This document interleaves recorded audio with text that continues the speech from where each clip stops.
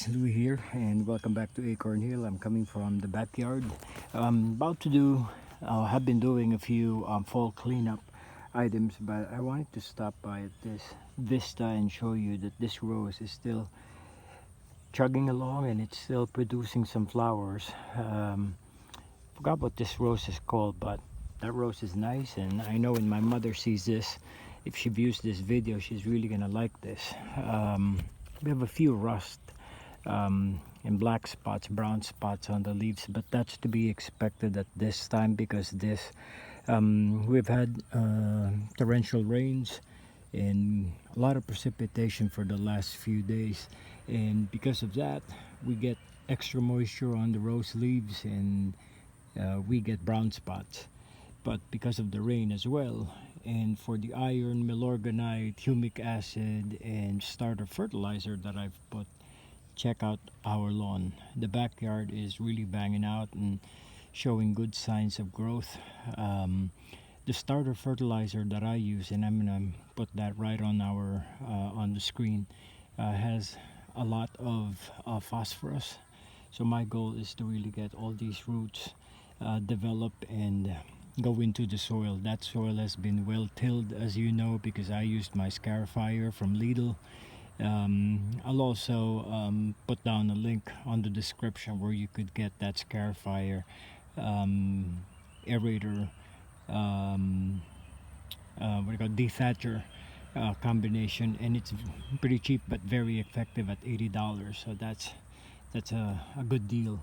But what I'm working on today, I've mentioned on a previous vlog that I've been doing baseless spots, and I've done some baseless spots over here with the yellow twig dogwood, a good salvia. These are old pots that I have that I've just been recycling and doing good work for me. Look at the mess that I have over there in the back. But no matter the ones on the left side, at the center of the screen, as you can see, I have a few pots where majority of my priced perennials and specimen plants have been lifted and now have been planted in the baseless spot, so that by springtime we get a good show and good texture and interest and all that good stuff happening on that long perennial border. That's about a 150-foot perennial border. The shrub border is on the left side and the herbaceous border is on the left. This is the one that I've previously shown you guys before, and toward the end, toward the middle along that span is the pergola that I built in the winter. Also, just giving you a different view coming from this angle, I wanted to show you how the garden enclosure on the center of the yard is doing really well. It's standing out. That Bedford gray color that we chose for the fencing stands out, coming from the very lush green grass that we have. Here along the front, where the camera tripod is located, are lavender.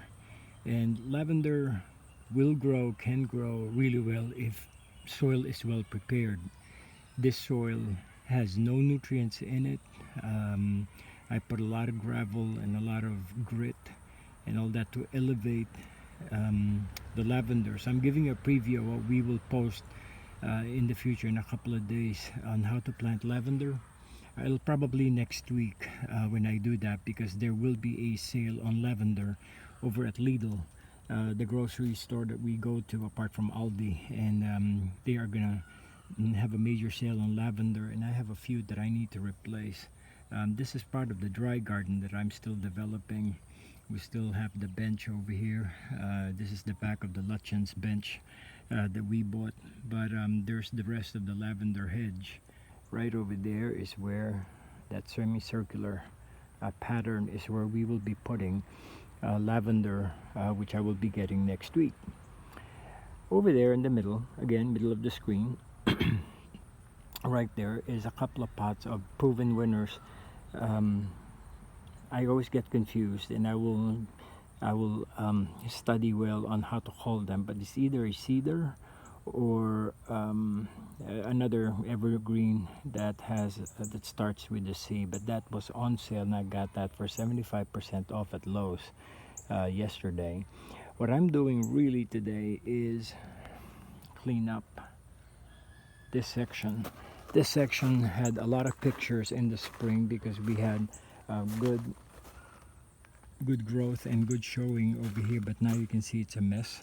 I've taken out a few of our daylilies. These are old vintage daylilies that I planted here, thinking that it will give me a lot of texture and depth, a lot of overflowing down the path, and it did, but it became a jungle, so we will be transplanting that somewhere else. The peony over here that came from bricks did very well for the spring and summer, but now it is brown, dried up as expected because the temperatures are running low. They are herbaceous, so cold snap, they start withering and they start turning brown. Lamb's ear, one of our favorite perennials, and still chugging along and producing a lot of good foliage. And when the dewdrops are there, it just gives it a lot of different, it just gives it, there goes my knees popping. But look at the texture of those leaves. Those leaves, the silvery gray green celadon type color is really what I like. Look at the dew. Look at that dew right over here at the leaf of the daylily. I don't know if it will focus, but that's a nice shot right there. Simple things just gives it joy, you know. Anyway, this is the end of the stretch of the east side of the garden. I have a lot of mess. I just cut down one of the ornamental grasses that I have, and I forgot the name of it. I don't know if I can put the name on there for you, but I'll take a look and put it up on the screen. Another planting for the baseless pots that I just did, along with the drip irrigation kit right on top of it, so we can get some water coming from all these. These are the black poly tubing that I have scattered all throughout the property. I did not bury them because it's hard to access them if I did, but they are filled with live water. Hopefully the winter is not going to be that bad, but I have no plans also of pumping them out, so that may be against the grain, but we'll see how it goes. From this, where I am crouched down, this is the angle that you will see coming from the east side, and that's the west side of the property. And you can see my work area over there with the bags of topsoil and bags of fertilizer. So this is what Acorn Hill looks like in autumn here in the backyard. But let me show you what I plan on doing in the future. I have this section. I'm doing all my work in sections here in the garden, of course, because if I do them all in one swoop, there's a lot of work, and this is a one-man show, so we have to make sure that I do them methodically and systematically. That is a limelight hydrangea that I'm taking out also and putting that, yep, in a baseless spot, because it really became waterlogged. As you can see, the clay is not healthy. It just receives a lot of water, it retains a lot of water, and that is not good.